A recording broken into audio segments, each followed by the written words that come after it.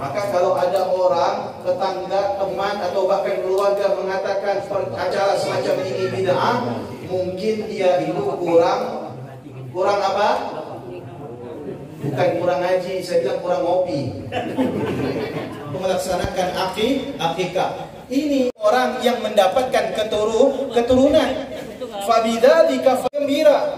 Setiap apa yang Allah jabatan baru, mendapatkan keturunan yang baru, mendapatkan pasangan yang baru. Ini oleh Allah, yafrahu, maka bergembiralah kalian, berbahagialah kalian. Maka bukan merupakan sunnah kalau kita ini mendapatkan karunia daripada Allah, lantas kita ini bersedih. Contoh, begitu tanahnya laku, nangis depan orang. Tanya orang, apa nangis Pak Haji? Tanah saya baru laku 500 juta. Boleh nangis pula Pak Haji? Nangis, saya sedih. Kenapa pula? 500 juta sedikit Pak Ustaz. Ya salah semacam ini.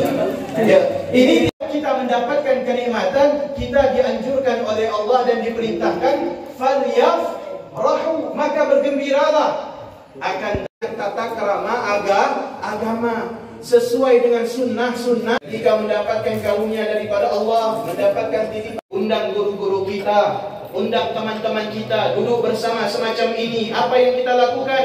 Membaca Yasin, membaca tahlil, membaca doa Allah, mendengarkan tausiah. Maka pasti perkumpulan semacam ini mengundang rahmat Allah. Bukankah dalil zikir berjamaah itu sudah jelas? Bukankah dalil di mana tempat dibacakan ayat-ayat Al-Quran itu sudah jelas? Bukankah dalil yang menunjukkan bahwasanya fadilah untuk hadir di dalam majlis ilmu dan hikmah semacam itu sudah jelas? Maka jelas semacam ini pasti di dalamnya mendapatkan keberkahan. Maka kalau ada orang, tetangga, teman atau bahkan keluarga mengatakan acara semacam ini bid'ah, mungkin dia itu kurang apa? Bukan kurang ngaji, saya bilang kurang ngopi. Ya, kurang ngaji enggak, kurang ngopi. Mungkin waktu ngaji dia enggak ngopi, akhirnya ketiduran sehingga lupa kalau dalil-dalil majelis zikir, majelis ilim dan masjid semacam ini tidak dia baca. Yang tahunya dia cuma satu dalil, dan satu dalil itu untuk memvonis semua amalia orang itu sesat dan menyesatkan. Na'udzubillah. Sudah jelas perkumpulan semacam ini adalah ekspresi kita sebagai rasa syukur kita kepada Allah. Bagaimana para sahabat, mereka itu mengungkapkan rasa syukur kepada Allah. Kita baca sejarah para sahabat Nabi ketika kediamannya didatangi oleh seorang manusia yang paling mulia dan yang paling agung, yaitu baginda Nabi besar Muhammad sallallahu alaihi wasallam. Sehingga salah seorang sahabat Nabi ini ketika mendengar kabar bahwasanya Rasulullah itu akan mampir ke tempatnya, maka dia itu sibuk menyiapkan makanan. Ternyata dia tidak memiliki makanan yang cukup banyak, cukup memiliki 1 ekor anak kambing. Maka disembelihlah 1 ekor anak kambing itu dan dihidangkan di hadapan Nabi SAW. Saya tanya, kira-kira perilaku semacam ini bid'ah tidak? Tidak. Kenapa? Karena demi menghormati seorang yang paling mulia datang di dalam rumahnya. Apalagi kita ini mengajak orang berkumpul, membaca sejarah Nabi, membaca salawat kepada Nabi. Sudah pasti ketika perkumpulan ini membaca salawat kepada Nabi, Nabi SAW itu hadir. Maka tak salah dan tak keliru kalau tuan rumah itu menghidangkan makanan-makanan yang lezat, bukan semata-mata menghormati kita saja, tidak, akan tetapi rasa ungkapan syukurnya kepada Allah bahwasanya tempatnya ini dibacakan zikir, dibacakan ayat-ayat suci Al-Quran, dan dibacakan salawat kepada Nabi Muhammad sallallahu alaihi wasallam. Tentunya kita semua ini berharap keberkahan. Maka kita bersyukur kalau tradisi semacam ini masih kita bisa pertahankan. Kenapa? Karena pada intinya tradisi semacam ini secara tidak langsung adalah untuk memulihkan dan memperkuat tali silaturahmi. tali silaturahmi. Ya, maka kalau maaf ada masih di antara saudara kita dan keluarga kita yang tidak mau hadir semacam ini, acara semacam ini dengan alasan tidak ada di zaman Nabi, berarti kurang ngopi. Bukan kurang ngaji, kurang ngopi saya bilang. Kalau kurang ngaji dia tak bakal seperti ini. Ya. Nauzubillah, semoga Allah jauhkan kita daripada akidah-akidah yang salah dan keliru. Amin ya rabbal alamin. Ma'asyiral muslimin rahimakumullah. Kita duduk bersama orang tua kita. Tentunya leluhur-leluhur kita yang hadir bersama kita, guru-guru kita, Kiai Haji Jalaluddin bin Kiai Haji Abdul Syukur Badri. Ada juga para asatidzah yang lainnya mengingatkan akan suatu perkataan. Ya, perkataan apa? Suatu perkataan daripada salaf yang mengatakan bahwa al-barakah minal akabir. Keberkahan itu bersama orang-orang yang sesepuh. Kenapa dikatakan kalau duduk bersama sesepuh itu ada keberkahan? Setidaknya kata ulama salaf, dengan duduknya kita dengan orang-orang yang lebih sepuh daripada kita itu bisa mengambil beberapa pelajaran. Apalagi sesepuh itu adalah orang alim, ahli ibadah, punya ilmu. Kemudian mereka itu adalah guru-guru kita. Bukan saja keberkahan yang kita dapatkan, akan tetapi terlebih sir rahasia daripada apa yang dimiliki oleh guru-guru kita ini kita dapatkan.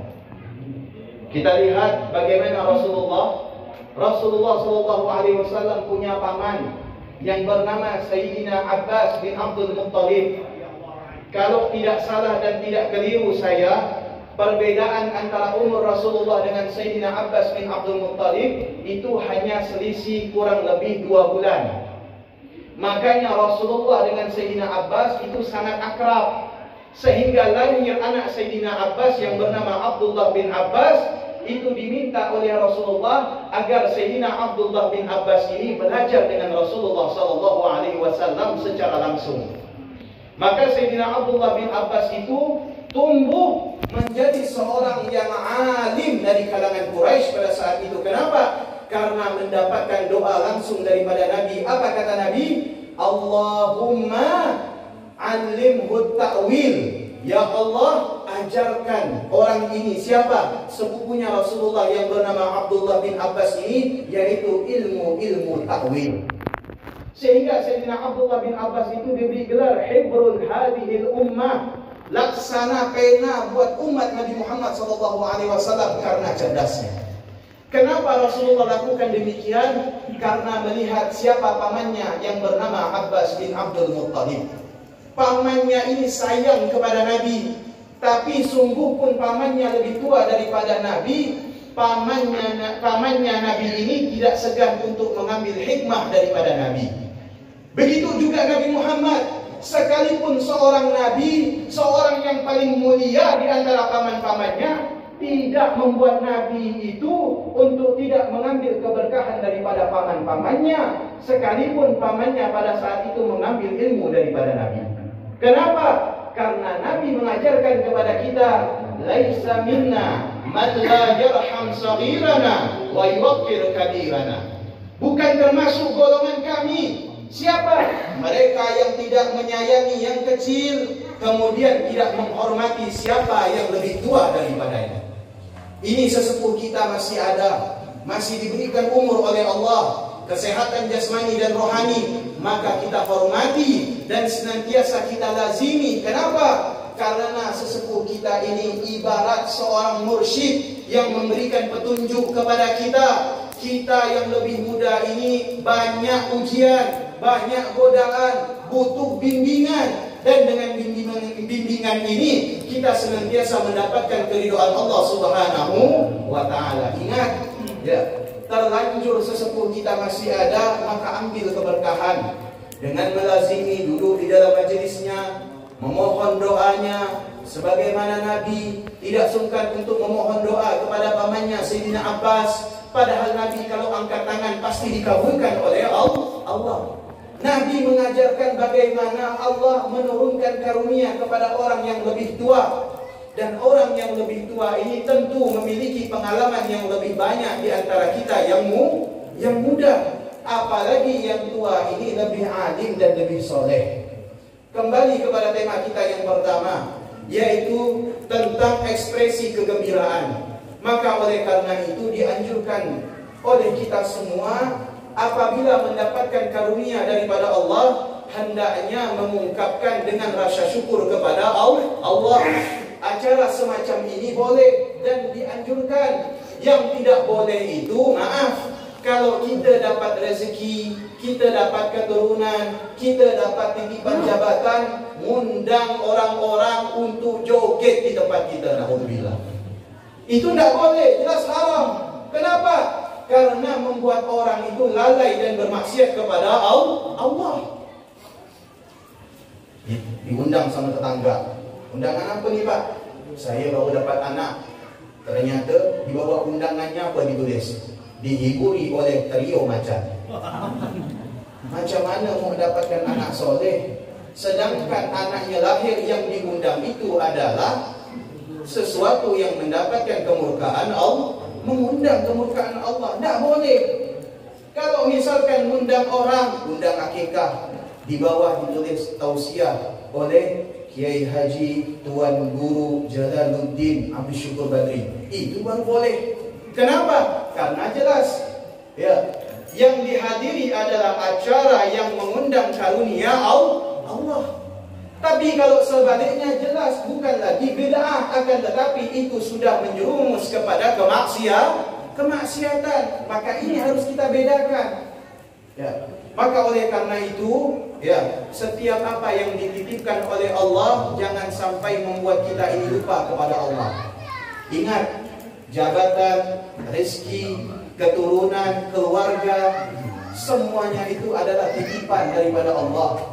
Jangan sampai apa yang kita dapatkan sekarang ini membuat kita lupa kepada Allah. Karena semua titipan ini telah akan diminta pertanggungjawabannya di hadapan Allah Subhanahu wa taala. Maka kami berharap kepada tuan rumah untuk menjadikan tempat ini jauh daripada unsur-unsur kemaksiatan.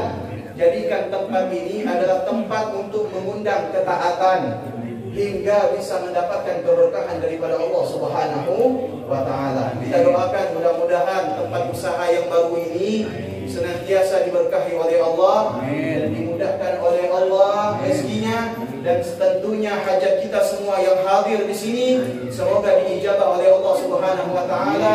Dan tentu hajat kita yang utama adalah semoga wabak, musibah dan bencana yang sekarang ini kita dapati dan kita hadapi segera diangkat oleh Allah Subhanahu wa taala, dan semoga kita semua diberikan keselamatan dan keamanan oleh Allah, dan semoga kita semua diterima amal ibadahnya oleh Allah dan dipertemukan kembali di dalam Ramadan tahun depan. Amin ya rabbal alamin. Sekian daripada saya. Mohon maaf kepada tuan-tuan guru, kepada para asatid, khususnya kepada guru kami Kiai Haji Jalaluddin bin Kiai Haji Abdul Syukur Badri. Apabila terdapat di dalam penyampaian saya kekurangan dan kekhilafan, saya mohon maaf dan mohon bimbingannya. Aqulu qawli hadza wa astaghfirullahal azim li wa lakum. Assalamualaikum warahmatullahi wabarakatuh. Terima kasih kami sampaikan kepada Ustaz Haji Muhammad Sodirin. Mudah-mudahan apa yang beliau sampaikan bermanfaat untuk kita.